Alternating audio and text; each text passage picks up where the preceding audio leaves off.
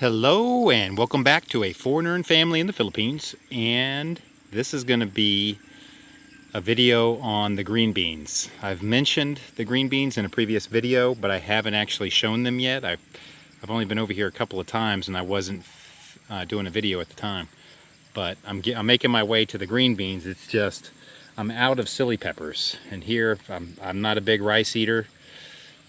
I would have eaten rice several times a year.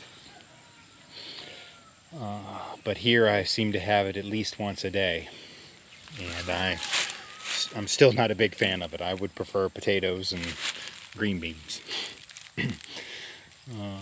But these little Sili peppers make it bearable, and I am out of Sili peppers, so I came over here to grab some Sili peppers. And this tree is got quite a few. It's got a lot of green ones over here. And those will stay on. I'll come back for those maybe later. But it's got plenty of red ones over here, which is great. So that way I can have those with my rice. I usually put a little calamansi, squeeze a couple of calamansis in there, which is like it's like a mini lemon lime. And then I'll put a little brown sugar and some soy sauce. And that's my little rice mix for the. So I like those Sili peppers. We're actually going to be, we have some Sili peppers that we're planting also. So that'll be something else to plant. Another video as I get along. But this is on the back border.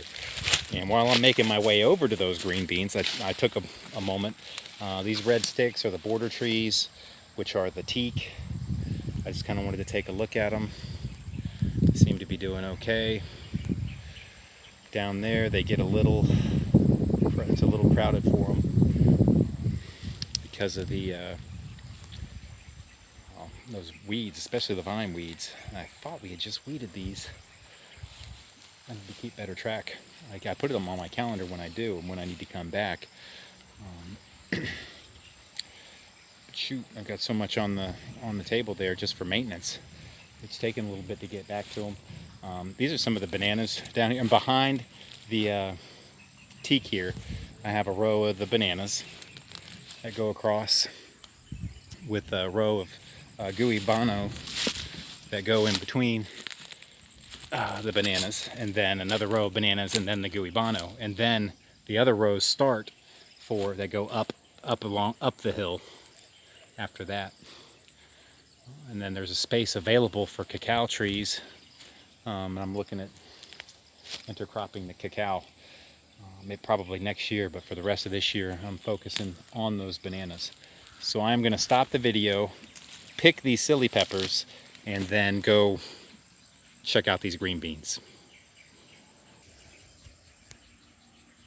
Okay, so I made it over here to the green beans, and this is where we have that is a gooey bano, also known as a soursop, and it's got just a row going right straight through here. Then there's a row of the banana going right next to it, but it's running in between the two rows of the gooey bano. So there's even a second row of the gooey bano running over there with just a row of banana in between. Is all. But these are the green beans.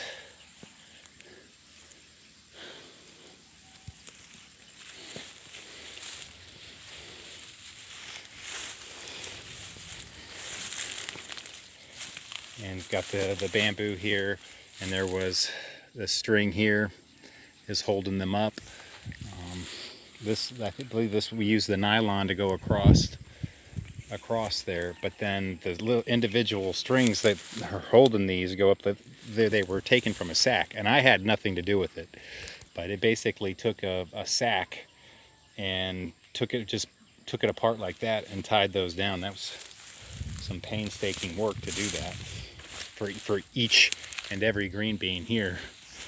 That's wild. I had seen the way that I had seen it was for each green bean, though, which is probably even more tedious, would be the two bamboos, but they seem to be doing okay. They're not they are flowering. They've had some rain. This is an ideal area for them. They do get some protection down here. And this is one of the crop blocks that I had set off. There. It was that basically cut this whole section off with the from the rest of it by the guibanos, and this little area would look like an ideal crop spot. So we'll see how this does.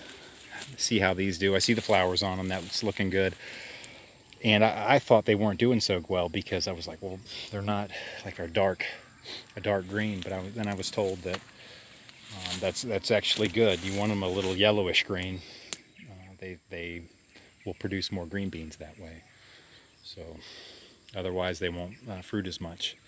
So it'll be interesting to see how these green beans do. And now I'm looking at these green beans, and the trellis is about up to my nipples.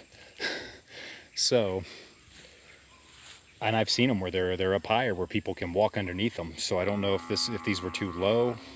We'll just have to see if this was the ideal height. Oh, and I see what looks to be a bunchy top down at the back end there. I saw another bunchy top on the way.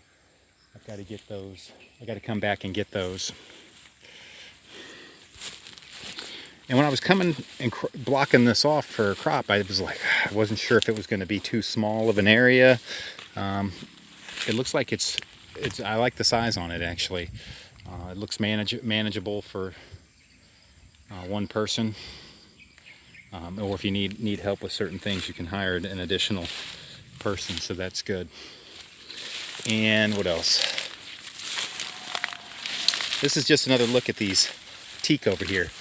I've got they're coming up. They're doing all right. You can tell they're getting hit by some kind of bugs. But those are going to be big old teak trees. I thought that'd be a great border tree. So,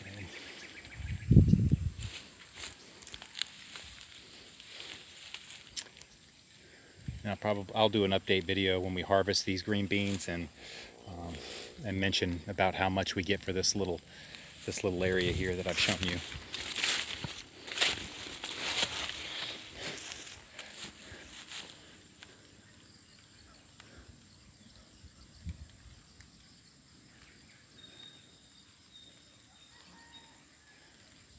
If I had to guess, and I am just totally guessing on it, I would say it's about 1/5 of a hectare. So it does go back pretty good, but it's still a small manageable area. So I'll go ahead and enter there. Please like, comment, share, and subscribe.